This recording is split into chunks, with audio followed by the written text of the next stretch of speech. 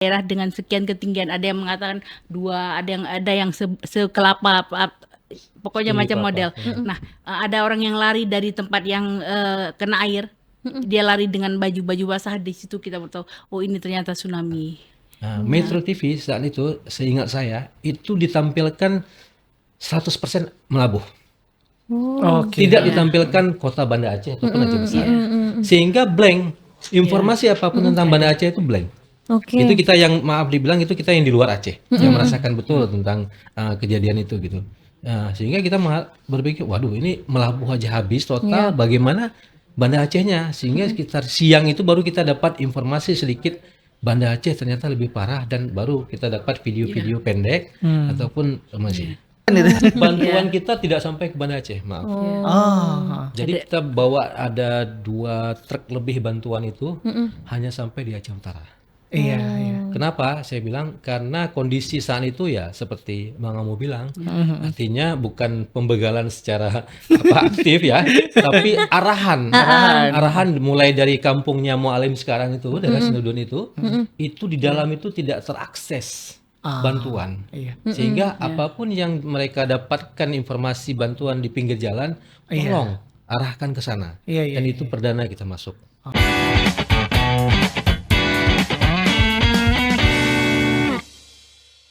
Assalamualaikum warahmatullahi wabarakatuh.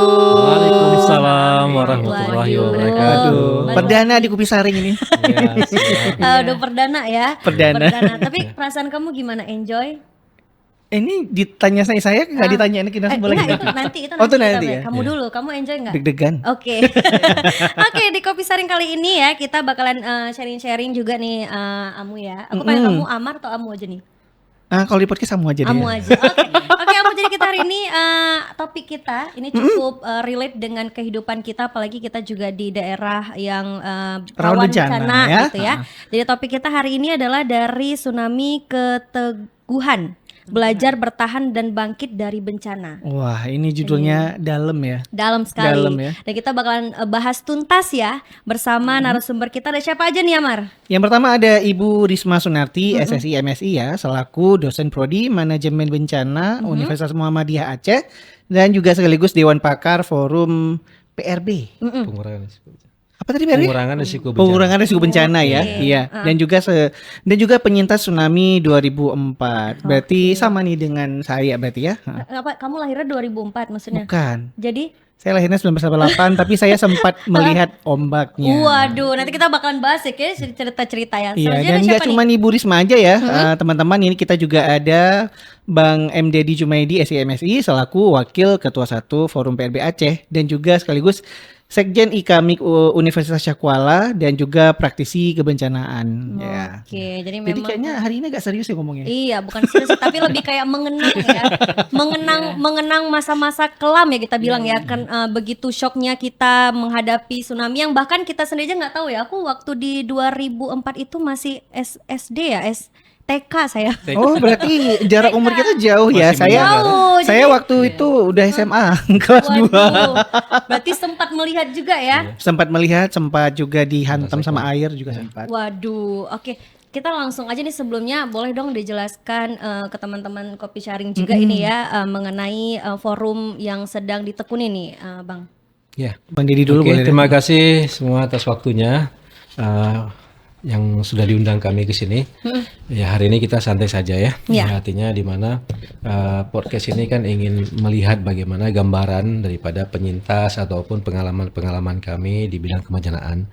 Forum sendiri itu sebenarnya hadir pasca tsunami, di mana dibentuk di Aceh dengan beberapa lembaga terkait, yaitu konsen terhadap kebencanaan sosial kemasyarakatan juga. Artinya lembaga-lembaga yang sudah terbentuk selama ini tentang sosial kemasyarakatan, lingkungan dan sebagainya itu bergabung dalam satu wadah, yaitu Forum Pengurangan Risiko Bencana. Di sini juga ada pengurusnya. Saya kebetulan hari ini dipercayai sebagai Wakil Ketua 1 Forum Pengurangan Risiko Bencana Aceh. Dan kegiatan-kegiatan kita selama ini tetap aktif di sekolah ataupun di lingkungan kampus, di masyarakat juga hadir untuk mewarnai daripada apa namanya, ilmu-ilmu yang sudah kita dapatkan di lapangan, di kampus untuk kita ini kan ke masyarakat, kita sampaikan ke masyarakat gitu. Oke. Ini berarti se-Aceh Bang ya? Atau Iya, masih sebaliknya kalau aja? untuk ini Provinsi, ininya provinsi. se-Aceh, Se-Aceh forum ya. Berarti PLB Aceh. banyak dong ini yang LSM-nya yang bergabung dari seluruh Aceh itu berarti. Hampir semua Hampir semua. yang terlibat aktif dalam lingkungan dan kebencanaan itu Oke. kita gabung dalam forum. Oke, kalau Bu Risma sendiri apakah juga mengikuti forum? Saya juga di forum PRB Aceh. Saya kebetulan di dewan pakarnya. Oke. Jadi ada Dewan Pakar, ada wakil ketua kan. Berarti Saya- berarti ada yang koordinir, ada yang share slide PPT gitu ya. Kalau di Zoom juga Iya, isinya slide ada yang PPT ya. presentasikannya juga ya. Oke, ini kita kembali ke masa 2004 ini ya, Amar ya, sedikit ya. Kalau Ibu, Kamu loh di sini. oh iya, selalu ya. Kalau Amar itu di radio, kalau Oh, di aduh. podcast berubah jadi Amu aja nggak apa-apa ya. Oke, jadi Amu kita bakalan nostalgia sedikit ya dengan Bu Risma. Ibu dulu waktu di zaman 2004, bagaimana yang Ibu hadapi atau pengalaman Ibu lah ketika tsunami saya tersebut? baru semester 3 ya atau kuliah. Jadi saya di Banda Aceh, kemudian tiba-tiba gempa besar itu sangat dahsyat sekali selama yang saya alami ya. Jadi kita semua keluar, saya dan keponakan. Kebetulan adik saya nggak di rumah, dia nginap di rumah kawannya yang memang di Prada. Ya. Ya, kemudian kakak saya sudah pergi jogging ya hari Minggu ya karena hari Minggu. betul, Ya, iya. jadi kami kan keluar udah duduk semua itu duduk karena karena kencang sekali gempanya. Jadi begitu reda kami duduk, saya sempat nyapu halaman gitu kan. Tak lama kemudian ada orang berteriak. Air naik Memang ya. ada suara kayak Gemuruh ya. dentuman, memang ada suara dentuman. Nah itu kan lari air laut naik gitu kan. Jadi saya pikir bagaimana bisa naik? Saya masih berpikir begitu. Apakah naik dari selawah? Apa air dari selawah sana gunung meletus? Tapi kok nggak ada ini ya gitu kan. Jadi air dari sungai naik ke darat atau seperti apa? Saya nggak tahu. Saya kan nggak tahu gitu. Kemudian saya masuk ke rumah. Saya kebetulan sudah menyiapkan tas siaga. Tapi saya nggak tahu itu memang harus apa gitu, memang tersiapkan secara sendirinya. Karena terpikir kalau ada kebakaran atau apa-apa, saya nggak pusing lagi cari KRS, KHS, ijazah semua sudah dalam bungkus itu. Kemudian ada baju sekali pakai dan mukena. Saya ambil tas itu. Jadi kan apalagi kita kos ya, kita masih ini kuliah ya. Kemudian saya coba ambil itu, saya pergi, saya nggak ingat apa-apa lagi ke rumah mau tinggal apa. Yang penting ini sudah ada di saya. Saya lari ikut orang, akhirnya menuju kampus. Nah di sana kemudian bertemu dengan saudara, cuman adik yang belum. Karena dia berbeda daerah ya. Kemudian di situ kan kita sudah berkumpul, ada orang yang berbicara macam-macam lah dia ini kan. Akhirnya kita baru tahu rupanya sudah ada air di daerah-daerah dengan sekian ketinggian. Ada yang mengatakan 2, ada yang sekelapa, pokoknya macam model. Nah ada orang yang lari dari tempat yang kena air. Dia lari dengan baju basah. Di situ kita baru tahu, oh ini ternyata tsunami. Sore baru bertemu dengan adik. Itu pun dia dikejar dengan air tsunami. Oh iya, Prada kena itu. Ya. Oke, berarti itu pertama kali belum tahu kalau itu tsunami ya Bu ya? Ya sebenarnya saya sudah tahu, cuman karena kita nggak aware ya. Dan itu sudah pertama kali kita melihat langsung ya. Iya, untuk yang peristiwa lihat itu. langsung. Ya kadang-kadang kan ada mata kuliah geologi kelautan. Oke. Ya, di situ kami belajar tentang tsunami. Ya Bapak itu menjelaskan, ya kita mahasiswa kadang-kadang masih mendengar atau apa ya. Terakhir kita nggak tahu. Ternyata begitu kejadian, oh ternyata ini yang diceritakan kemarin, baru kemarin. Ya baru kemarin dia menjelaskan tentang tsunami, besoknya kejadian. Oke. Ya. Karena Ibu Risma tadi cerita sampai ke Darussalam, berarti kosan Ibu di dekat Limpo atau di daerah Tanjung Selamat? mungkin? Enggak, ke Darussalam, Darussalam ya? ke dekat Lamjong. Oh, dekat Lamnya. Oke, Ya, oke. tapi pulangnya kami masuk air. Iya, betul. Iya. Oke. Yes. Berarti sempat melihat juga ya Bu itunya airnya ya. Orang yang nggak lagi, Nggak. kami udah duluan mulai lari, lari ya? duluan lari. Oh. Tapi orang-orang yang datang yang dengan pakaian Basah. itu kami. Kemudian Setelah itu menyusul ini Bu Risma ya, Iya. ada jenazah ya. ya kami juga nginap di unsiah di situ di halaman. Nah, kemudian kami nginap di antara mayat-mayat itu. Nah, dari situ baru kami ketahui ternyata ini yang terjadi. Kemudian ada isu air naik lagi Tengah malam ya Bu ya. Iya, iya. Saya tahu karena saya juga di Yerusalem tengah malam waktu itu. Iya. Wah. Relate, ceritanya relate ini Iya, emang. iya. Oke. Ya, seperti itu. Kalau dari Bapak ada nggak pengalaman mungkin ketika menghadapi tsunami tersebut, Pak? Ya jujur sebenarnya saya sendiri itu sebelum tsunami itu masih kuliah di Medan, salah satu universitas di Medan. Walaupun 2003 saya sudah selesai kuliah, tapi saat hari tsunami saya lagi mengantar orang tua pulang ke Aceh. Oke. Iya, jadi ngantar. Kebetulan saya bawa kendaraan, saat berhenti mau sampai ke terminal gitu di Medan, itu mobil sudah tidak bisa lagi berjalan dengan normal. Artinya sudah digoyang habis-habisan. Nah, yang saya ingin sampaikan bahwa kejadian tsunami ini bukan dirasakan oleh masyarakat Aceh aja. Medan. Kita masyarakat Aceh yang di Medan saat itu sangat luar biasa merasakannya.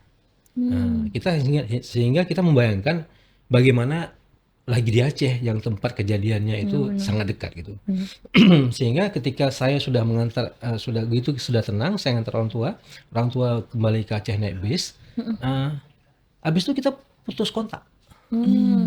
Tidak ada lagi ketika sudah ada isu tsunami waktu itu kita juga nggak tahu apa itu tsunami gitu. Yang jelas melabuh waktu itu kita berpikir bahwa itu tidak ada lagi kotanya. Iya. Karena Banda Aceh tidak punya akses informasi apapun tentang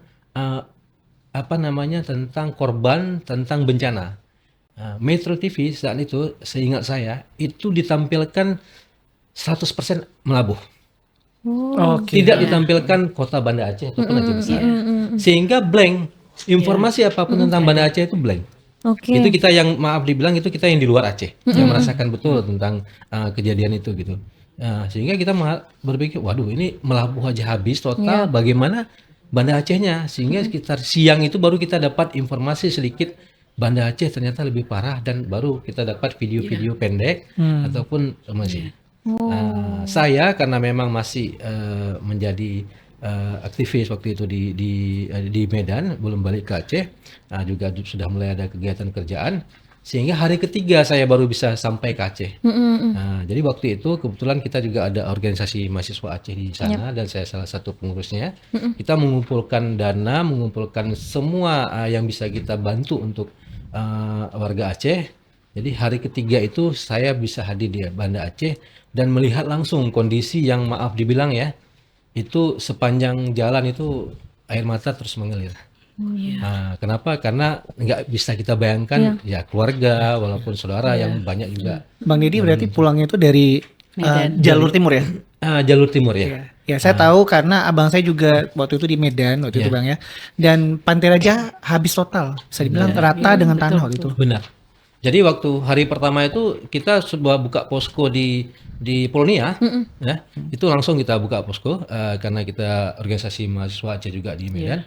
Dan maaf dibilang untuk organisir masyarakat Aceh yang diterbangkan dari Aceh ke Medan itu kita yang koordinir bersama TNI dan masyarakat lainnya. Nah, makanya setelah kita kumpulkan dana, kumpulkan bantuan dan sebagainya, akhirnya untuk jalur darat kita coba tempuh di hari ketiga, alhamdulillah malam sampai di sini. Begitu gambaran dari cerita saya waktu tsunami ini. Waduh, berarti memang masing-masing punya pengalaman tersendiri ya, Amu ya, Bapak ya. Iya, memang berat sekali sebenarnya ya kalau pada saat itu, apalagi Bang Deddy ini rupanya menempuh jalur darat ya. Jalur darat. Ya, dan saat itu juga sebenarnya kondisi mungkin selain dari karena jalan yang masih belum pulih total dan juga sempat ada gangguan ya. Karena waktu itu ada yang Dan bantuan ada begal ya, ada yang begal bantuan itu. bantuan kita tidak sampai ke Banda Aceh, maaf. Jadi kita bawa ada 2 truk lebih bantuan itu hanya sampai di Aceh Utara. Iya. Kenapa? Saya bilang karena kondisi saat itu ya seperti Bang Amu bilang, artinya bukan pembegalan secara aktif ya, tapi arahan mulai dari kampungnya Mualim sekarang itu, daerah Sinudun itu di dalam itu tidak terakses bantuan, sehingga apapun yang mereka dapatkan informasi bantuan di pinggir jalan, tolong arahkan ke sana, dan itu perdana kita masuk. Nah, jadi wilayah Aceh Utara itu habis bantuan kita dari masyarakat yang ada di Medan. Waduh. Nah, jadi jangan sampai di sini cuma orangnya saja, termasuk relawan ada sekitar 30 orang kita bawa kan.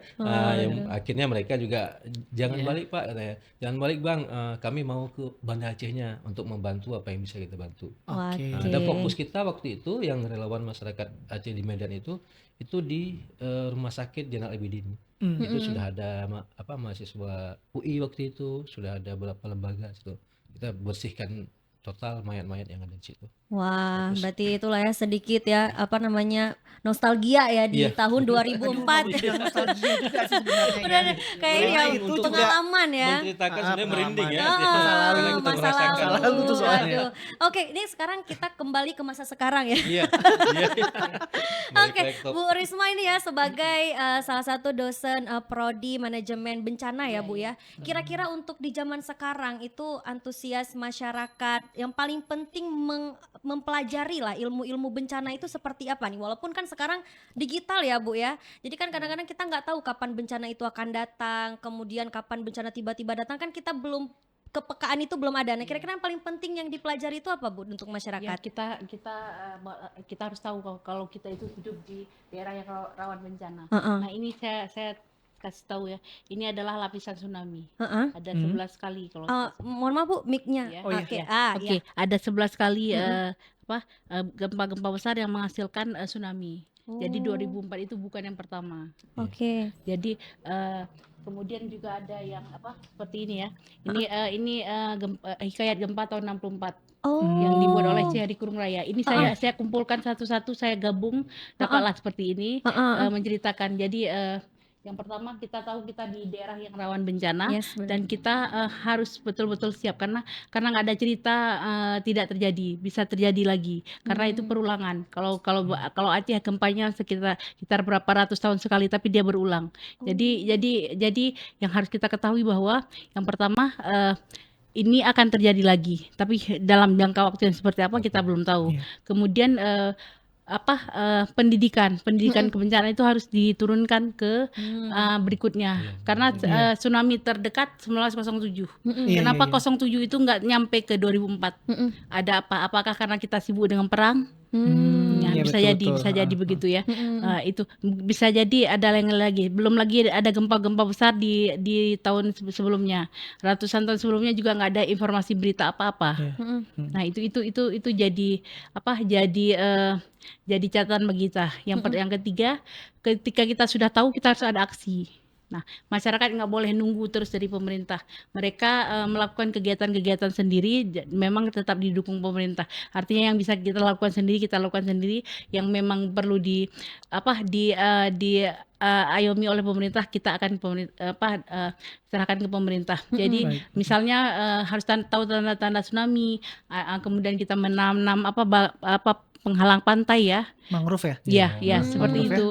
Nah, kemudian ada jalur evakuasi kita pahami, kemudian kita pahami tanda-tanda, kemudian kita buat rumah juga yang bagus. Jangan sampai rumah itu begitu digoyang gempa langsung rubuh ya. Saya sedikit khawatir karena kan di daerah Baru Keran contohnya Kaju ya, seperti kan dulu saya habis Kaju nih. Ya betul. Berarti ini langsung ke contohnya ya Bu ya. Itu kan banyak developer yang membangun ya. Itu kita harus perhatikan betul. Kalau memang karena sorry ya, suara saya agak beda karena saya baru stroke. Enggak apa-apa, aman. Kalau di Kaju contohnya, itu kan hamparan yang kosong ya. Itu kalau misalnya tidak mengikuti standar bangunan, itu habis, kita nggak tahu bu. Karena kenapa? Banda Aceh ini tidak ada batuan dasar. Ya, kalau dia bangun rumah, dia memang harus betul-betul kuat. Dan kemudian Banda Aceh ini, yang segmen Aceh ini sudah 200 tahun nggak ada gempa. Kalau terjadi menurut prediksi kayak Dan Hilman 7,7. Nah, yang 6,5 di PD Jaya habis Yang 2016 ya? Iya, itu juga ada batuan ini ya. Sedangkan kita yang ada formasi apa yang terjadi. Nah, itu ya harus kita antisipasi. Iya, dan Bu Risma juga sebenarnya sebelum 2004 itu Iya. dalam kurun waktu mungkin tahun 2001 sampai 2003 seingat saya ada berapa kali digulung gempa Banda Aceh. Iya, maksudnya gempa yang besar yang memang sudah diprediksi kan ada prediksi-prediksinya. Dia kapan kita nggak tahu apakah dia sedang tidur atau apa. Itu akan ada untuk Banda untuk wilayah di segmen Aceh. Benar-benar. Ya, yang nampak tadi yang muncul hikayat ini juga dulu lumayan tinggi di segmen Selimum ini. Oke. So kita nanti bakalan bahas lagi ya masalah syair ya. Oke, dari Bang Deddy nih sebagai seorang yang aktif di forum ya Bang ya. Kira-kira seperti apa sih kondisi kesiapsiagaan ya bencana di Aceh saat ini? Apakah makin membaik di tahun yang lalu? Apa semakin kayak aduh ini kurang peka di masyarakat sekarang nih? Itu seperti apa Bang? Ya. Sebenarnya kalau kita lihat atau kita kaji baik atau tidak baik, ya pasti sudah ada lebih baik ya daripada sebelumnya. Artinya sudah banyak kegiatan-kegiatan baik dilakukan oleh lembaga ataupun instansi pemerintah sendiri terhadap kesiapsiagaan terhadap potensi bencana. Tapi ya kita sadari bahwa potensi hujan aja sekarang ini itu sudah sangat rawan terhadap banjir gitu. Jadi sedikit saja, maaf dibilang di Banda Aceh sendiri ya, mungkin kalau full satu harian hujan ya kita bisa melihat genangan itu bukan lagi hanya di pinggiran tapi di tengah kota pun sudah full gitu. Artinya ada sesuatu yang memang kesiapsiagaan itu tidak lahir secara murni di tengah masyarakat, tapi harus didompleng oleh instansi pemerintah ataupun lembaga swadaya supaya ini sama-sama merasakan risiko yang terjadi ke depannya. Kalau memang tidak kita melakukan tindakan kesiapsiagaan terhadap bencana yang akan terjadi ke depan. Waduh, Ilma ini sebagai orang yang tinggal di Kaju berarti ini udah siap double ya. resikonya ini. Siaga nih. Harus siap-siaga. Soalnya gini Bang, soalnya seperti bilang tadi ya, udah hujan gitu genangan gampang muncul kan? Iya. Itu di Kaju udah. Kalau udah hujan tuh genangan di mana-mana. Berarti sekarang Amu pulang itu langsung aja siapkan terus koper atau tas itu. Pindah lokasi. Aduh, udah persiapan gitu ya. Oke, kalau kita bahas masalah syair ya Bu ya tadi ya, juga Ibu kan selaku yang akademisi. Ini kan syair ini kan juga turun menurun ya. Mungkin di akademik tidak tercantum syair-syair di zaman-zaman dulu kayak syair-syair yang di Semelu gitu ya. Apakah itu bisa menjadi pacuan kita untuk kayak yaudah kita ikutin aja syair atau kita ikutin akademisnya gitu Bu? Sebenarnya dia harus dua-duanya, nggak bisa satu-satu ya. Kemudian saya juga pernah meminta mahasiswa saya waktu di UIN ya, kemudian saya juga ngajar di UIN kemarin, ayo kumpulkan apa saja di daerah kamu yang bisa dijadikan kearifan lokal. Jadi kearifan lokal dari berbagai penduduk di Aceh. 23 kabupaten kota. Ternyata mereka banyak hal yang bisa mereka kumpulkan. Jadi dari situ kan disesuaikan dengan karakteristik daerah. Nggak bisa juga kita paksa ini harus muat di sini dan sebagainya. Semong itu jadi ini ya. Jadi pacuan kita. Nah, kemudian kalau kita lihat yang Semong itu memang sudah diuji saya pikir. Saya coba analisis dari perspektif akademis, itu sesuatu yang sangat sakral kalau menurut saya. Karena itu prosesnya bertahun-tahun berulang-ulang dipercaya kemudian dilakukan dalam sehari-hari. Itu bisa kita buat memang penelitian ilmiah kalau kita lihat. Kalau itu memang sesuatu yang memang orang lahirkan dengan bagus. Ya, kenapa mau diikuti? Kalau sekarang kita bandingkan dengan pemerintah sekarang ya, kan nggak semua bisa kan. Tapi kalau yang ini menarik sekali. Oke. Ini juga syairnya juga kalau dari Semelu sendiri sudah diajarkan dari anak-anak masih bayi ya. Kemudian yang mengajarkan juga orang-orang yang dihormati. Nah itu dia. Kalau dari forum tersebut ada nggak menggunakan syair-syair ini Pak atau punya akademi sendiri nih Pak? Kalau untuk menggunakan sebenarnya tidak lahir dari forum ya. Artinya semua itu seperti Bu Risma sampaikan itu kan semua lahir dari kearifan lokal.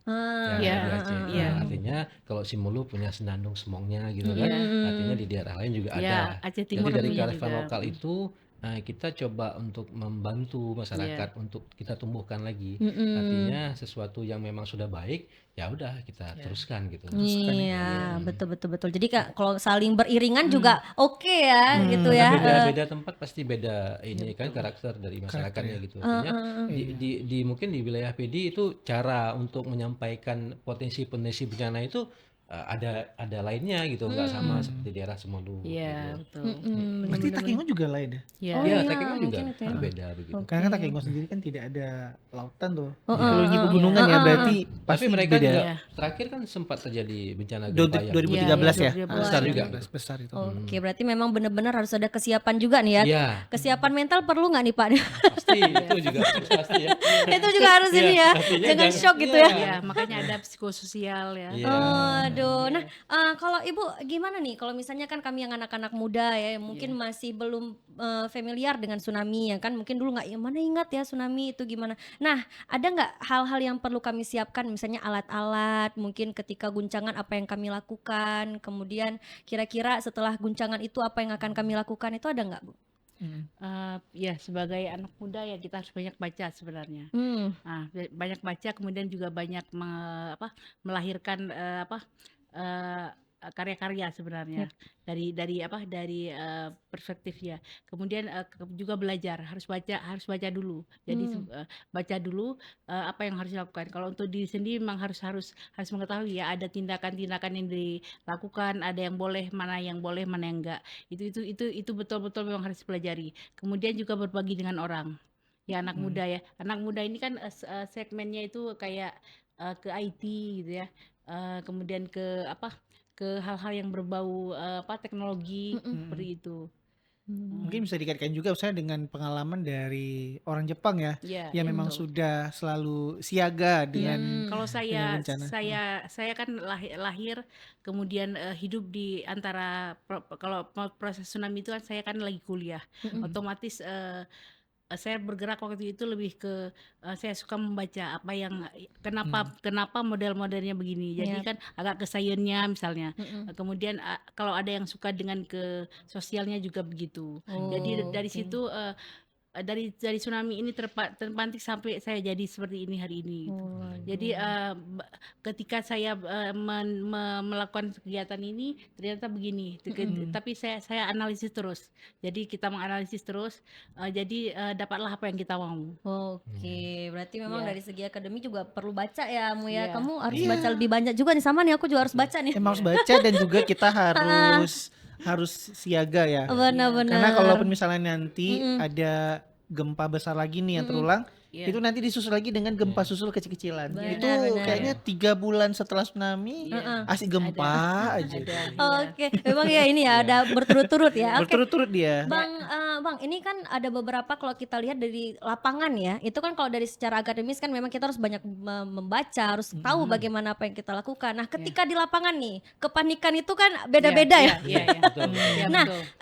setahu saya dulu waktu nenek-nenek saya cerita itu bahwasanya ada beberapa itu yang meninggal bukan karena air tsunami-nya, tapi karena lari nih, Iya, Bang. lari. Nah, dari forum Iya. itu ada nggak dijelaskan ke masyarakat gitu bahwasanya jangan panik? Ya. Ada nggak tuh? Sebenarnya yang paling penting itu kepekaan ya. Peka terhadap isu itu. Artinya ketika kan seperti disampaikan tadi bahwa bencana itu kita tidak tahu kapan terjadi. Bisa sekarang, nanti atau besok gitu kan. Jadi kalau kita peka terhadap isu itu, ya mungkin tidak terlalu panik. Memang ada yang kejadian seperti misalnya meninggalnya justru bukan karena tsunami-nya atau gempanya, tapi karena memang kepanikannya, Iya. dia lari atau Lari. karena shocknya Iya. gitu kan. Jantung ya, Ya, itu ada. makanya saya bilang justru kita tekankan kepada generasi muda ke depan itu, artinya ini harus peka terhadap isu bencana ini, harus peka. Kan sekarang banyak itu podcast ataupun penyampaian terhadap harus anak muda itu harus aktif, harus bisa mencari cuan sebanyak-banyaknya, harus kembangkan UMKM dan sebagainya. Tapi kalau semua itu tidak peka terhadap isu bencana, ya maaf dibilang ya, sekaya pun apapun kita, sehebat apapun kita, ya kalau itu terjadi kan seperti dibalikkan kertas saja. Iya, benar. Jadi kembali ke nol lagi gitu. Nah, makanya saya bilang tadi itu semua harus peka, baik masyarakatnya ataupun generasi mudanya ke depan. Oke, kalau memang Dan ini memang juga anak mudanya yang harus aktif bergerak ya. Iya. Nah, selain mencari Iya, juga benar. mencari, jangan sibuk lain ya. bertanya bersama, bertanya kepada penyintas juga gitu. benar. Jadi bagaimana cara pertama kali ya, apa Pertama namanya? kali dan harus dipahami. Maksudnya yang anak muda sekarang itu juga harus paham gitu pada saat terjadi bencana itu chaosnya itu yang sulit untuk kita atasin. Karena ini mungkin dilihat juga karena Ibu Risma di Darussalam pada saat kejadian, saya juga di Darussalam pada saat kejadian itu jenazah ada di situ dan tengah malam ada isu kembali air naik itu Iya. dan orang-orang itu ya pada penuh-penuhin jalan gitu. Kalau nggak kita pinter berkendara mungkin orang udah pada terjun semua. Waduh. Oke, Ibu, ini kan masalah beberapa mungkin korban ya. Kalau kita bilang kan mungkin Bapak, Ibu atau Abang yang pernah melihat itu ya. Nah, mungkin ada timbul ketraumaan ya. Mungkin lebih paniknya itu lebih tinggi gitu mungkin kalau misalnya mungkin saat gempa udah lari atau gempa cari orang atau ini. Nah, kira-kira ada nggak solusi untuk orang-orang yang mungkin pernah terjadi bencana itu? Ada nggak mungkin besok jangan gini lagi atau mungkin dia lebih tidak panik lagi? Ada nggak, Bu? Ya, tentu saja itu memang kalau panik itu kan susah untuk kita ini ya. Tapi mungkin dia perlu terapi gitu. Tidak yang kita menyatakan kamu jangan panik gitu. Jadi mungkin dia bisa kita edukasi ataupun layanan-layanan psikososial bisa seperti itu. Kayaknya saya butuh nih mana? Enggak, ini jujur ya. Ini ketraumaan Enggak, jujur ya. aja ya. Iya, Jadi iya, kira-kira berapa hari itu ya? Jadi hari kejadian, hari kedua itu saya ketemu sama saudara. Ya. Hari ketiga itu ketemu dengan orang tua gitu. Jadi ini cerita dari orang tua ya. Jadi waktu saya tidur, saya nggak sadar kalau saya itu mimpi. Jadi saya dalam tidur itu berguling-guling seperti diombang-ambing air ombak. Itu cerita. Artinya ada traumatik. Ada ada ketraumaan ya. sensi Nah, ini traumatik mungkin juga. lebih susah 3 untuk bulan nggak berani. Selama 3 bulan itu 3 bulan pertama tsunami itu dibawa kembali, saya diajak ke rumah gitu, mau lihat mungkin apa ada barang-barang yang masih bisa diambil lagi ya, walaupun sudah rata dengan tanah waktu itu. Jadi waktu pas lihat rumah itu, lihat langsung kan kelihatan laut di depan itu gemetar, tremor. Iya, betul. Betul. Waduh, berarti memang ketraumaan itu juga nggak semudah yang itu ya. Iya. Kayaknya sebenarnya aku jadi narasumbernya ya. Udah curhat juga ya, sedikit ingin udah menambahkan curhat ya. itu ya. Oke, berarti dari sekarang pemerintah udah mulai terbuka ya dengan antisipasi bencana ini ya, Bang ya. Iya. Oke, kalau misalnya kayak bunyi-bunyi sirine atau mungkin apa itu ada nggak sih, Bang? Iya. Untuk ini kayak di Jepang kan bunyi gitu ya. Iya, Benar. iya, iya. Kita dalam setahun itu ada beberapa kali memang dicoba diuji ya. Artinya yang sirine sudah ada ini Stimulasi gitu ya. sudah Stimulasi ya. seperti pada tanggal 4 April itu diadakan 4 April ya. 26. Oh, 26 April itu diadakan hari kesiapsiagaan. iya. Jadi itu juga secara Forkopimda itu menyatu bersama-sama itu untuk melakukan kegiatan simulasi. Begitu juga dengan pada tanggal 26 Desember itu. Jadi dalam setahun itu juga ada beberapa kali sirene itu dicoba bunyikan untuk kita mengingat kembali. Nah, tentang kalau memang ini terjadi kita sudah siap juga. Oke, kalau untuk pembangunan sendiri nih di Aceh ada nggak, Bang, untuk pembangunan untuk antisipasi ya untuk masyarakat, ada nggak, Bang? Kalau secara fisik bisa kita lihat itu ada beberapa escape building yang dibangun oleh pemerintah. Ada beberapa yang dibangun oleh pemerintah di daerah pesisir itu. Saya pikir itu bisa menjadi jalur evakuasinya yang terdekat bagi masyarakat yang memang trauma ataupun tidak sanggup melampaui wilayah dataran tinggi, sehingga mereka bisa ke situ. Dan itu memang sudah sangat layak untuk dijadikan tempat evakuasi pertama. Dia juga ada helicapnya ya, ada helicapnya juga di atas. Di beberapa pesisir di Kota Banda Aceh ini paling banyak sudah, meraksa ya. ya daerah Jalur Meraksa itu sudah. Iya, saya juga penasaran ya kenapa paling banyak di sana. Apakah mungkin memang jalur darat evakuasinya itu juga lebih sulit Kepadatan- medannya ya? Kepadatan penduduknya lebih Iya. banyak di sana. Oh, baik. Iya. Oke, berarti ada yang masing-masing tempat mungkin akan dibangun nantinya ya. Iya. Harapannya memang hampir di seluruh Sudah pesisir sih. iya yang- 2013. Iya, soalnya Iya. di Kaju belum ada sampai sekarang. Iya. Kan curcol lagi kan. tapi sudah pernah dibuat. Sudah pernah ya? Jalur pemetaan jalur evakuasi Iya. tsunami. Salah satunya Kaju masuk juga. Termasuk juga diminta untuk membangun kayak bukan bentuk rumah ya, tapi semacam lapangan yang tinggi. Oh, Seperti oke. itu. Oke, Ibu, ini kalau boleh tahu ya, kira-kira beda nggak sih antisipasi antara remaja, lansia, balita? Apakah disamaratakan atau memang balita seperti ini antisipasinya untuk lansia seperti ini? Ada nggak di di Akademi Iya. Prodi Manajemen Bencana Iya, itu iya, dibilang? iya, tentu saja ada. Jadi kalau untuk lansia dan kemudian ada juga disabilitas itu ada khusus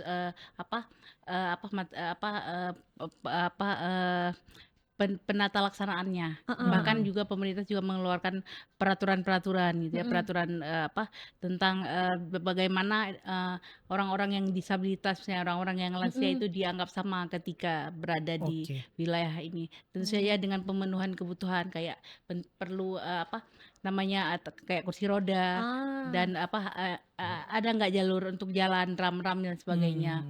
Jadi memang berbeda. Ya, Oke, ya untuk ya. Berarti memang ada masing-masing ada Iya, jalurnya ya. Ada. Bahkan sekarang yang untuk disabilitas itu sendiri banyak juga. Cuman di Aceh kan nggak terlalu tergaung ya. Tapi kalau di luar di Jakarta dan sebagainya ini memang ada kementeriannya, ada NGO-nya, semua itu kita bangun gitu. Tapi ini memang penting ya Bu Ismail karena kalau balik lagi nih pengalaman pengalaman pribadi Balik ya. lagi ya. Jadi Bagaimana waktu terjadi tsunami. kejadian itu memang ini kebetulan ada waktu kejadian itu ya ada pasutri mereka itu kecelakaan jadi nggak bisa jalan sempurna. Ya. Nah, jadi memang waktu itu kayaknya yang saya ingat dia dulu ya. Iya.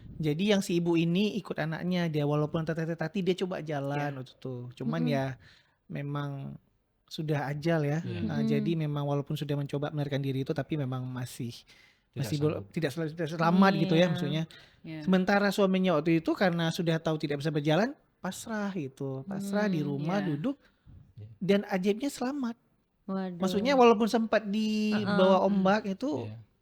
nggak apa-apa gitu. Oke, berarti Jadi memang benar harus banyak belajar ya. Jadi Banyak belajar ya. biar harus tahu ya kemana Iya, kita solusinya ke Solusi sini, seperti lansia apa gitu. seperti Lansia apa seperti gitu Nah, ya. itu harus dipertegas. Maksudnya kan memang ada materi-materi atau ada semacam kuliah-kuliah ataupun kultum atau bagaimana Iya, untuk benar. yang begitu untuk yang golongan ini gitu. Iya benar-benar Ya, benar. Jadi kalau di luar sudah mulai banyak.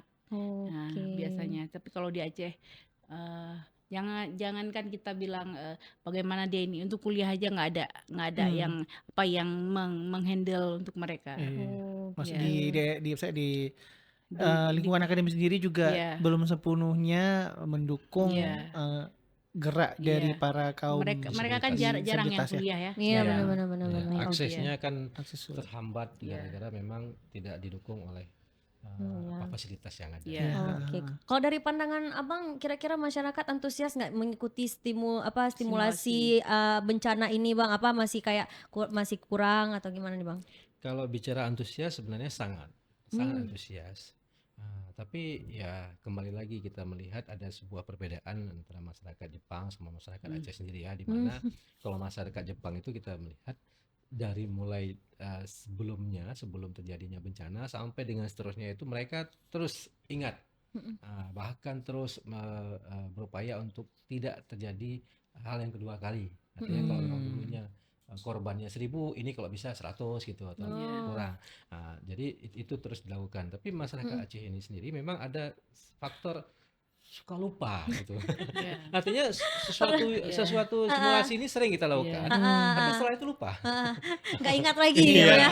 Jadi harus sendirian. Iya, jadi misal anak SD kita sering lakukan simulasi, kegiatan simulasi di sekolah-sekolah kan, SMP, SMA, bahkan di kampus ini. Tapi setelah itu ya lupa gitu.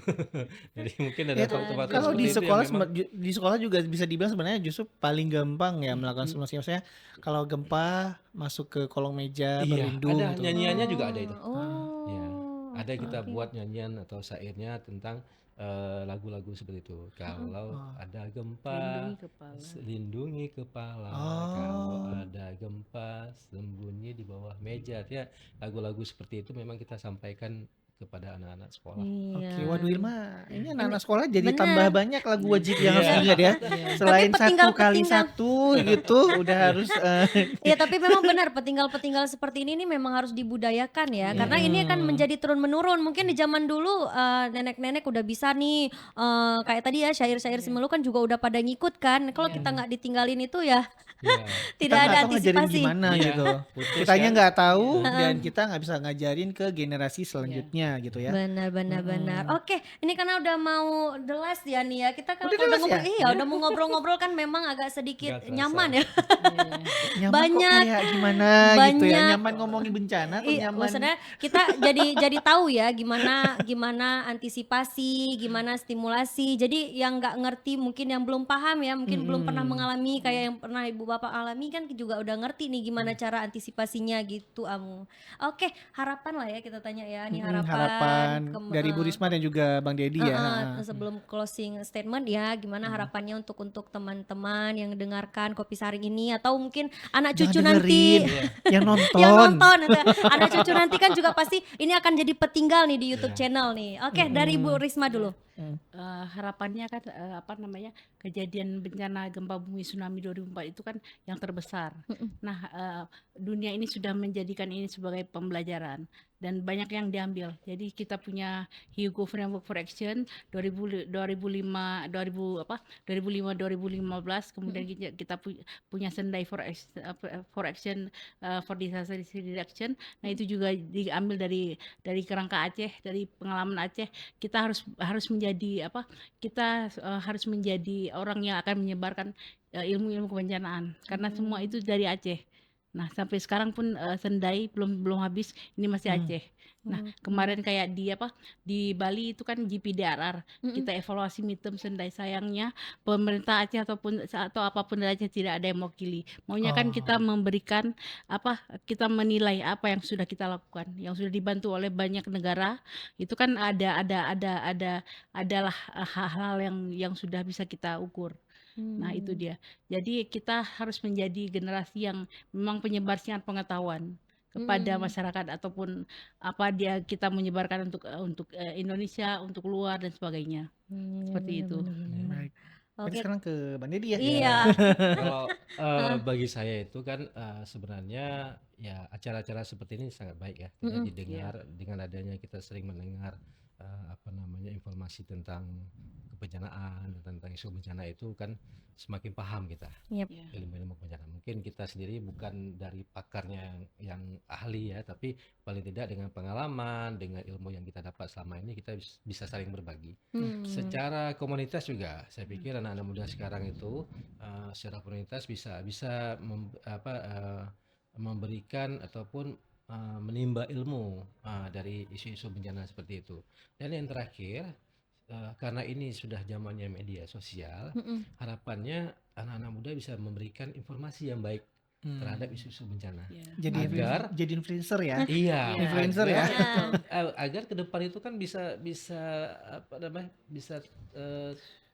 terikat terhadap isu-isu itu. Kalau memang mereka mengikuti media sosial yang dapatkan informasi yang kita berikan ini. Iya. Ini kesempatan kita teman kita Iya, jadi influencer untuk kebencanaan bosan. Oke, jadi ini ya tolak ukur ya nih. Aduh, semoga bisa ya kita ya bisa memberikan manfaat ke masyarakat ya minimal informasi ya walaupun sedikit gitu ya. Waduh, Amar nggak kerasa ya Amu ya kita udah Amar, Amu ya, kebolak-balik ada ini. 2 orang di sini. Aduh nggak kerasa nih. Saya 2 orang ya. Saya 2 orang. Waduh, oke. Jadi kita mungkin adalah salah satu antisipasi ini yang tadi juga udah dijelaskan sama Bu Risma dan juga Bang Dedi Mbak ya. Dedi. Semoga ini juga menjadi pacuan juga ya. Iya, karena kan yang namanya bencana ini juga yang hilang itu kan nggak cuman harta benda ya, tapi juga mungkin dari sisi kemanusiaan kita dan juga ketangguhan kita dan juga harapan kita itu harus dikembalikan gitu ya. Iya benar-benar. Jadi cintai diri sendiri dan keluarga ya. Iya. Makanya harus baca-baca Ini nih tentang ngeblank ini. harus baca-baca Iya. tentang anti bencana gitu ya. Tapi yang terakhir ini bisa saya sampaikan bahwa ini kan kita ada museum tsunami. Oke. Ada juga kapal apung. Iya. Iya. Jadi kan itu juga menjadi wadah ya, wadah informasi bagi wisatawan lokal atau wisatawan mancanegara untuk ya sering-sering lah berkunjung supaya memang Tahu. mengingat Iya. bagaimana tsunami atau gempa terjadi di Aceh pada waktu yang lalu. Iya, yang paling penting jangan menganggap remeh ya, nanti Iya. juga lari gitu ya. Anak muda sekarang juga harus lebih peka. Iya, Jadi benar. apapun dia itu bisa dia karyakan, jangan sibuk dengan game dan sebagainya. Itu yang ini. Aduh. Sibuk dengan game kesini ya. Ada istilah ini juga Ilma ya, jas merah ya. Jangan sesekali melupakan sejarah. Iya, benar. Oke, waduh seru ya hari ini Iya. ya. Terima kasih Bu Risma dan juga Bang Dedi, Bang terima Dedi. kasih ya. Semoga berkah selalu. Kita juga harus pamit ya. Iya, makasih Langsung juga. aja, aku Ilmarsi pamit. Iya. Aku Amu udah menyebut Amar lagi. Ya, jadi Iya. pamit ya. Dan Bu Risma kita berempat pamit. Wassalamualaikum warahmatullahi wabarakatuh. Wabarakatuh. Bye bye.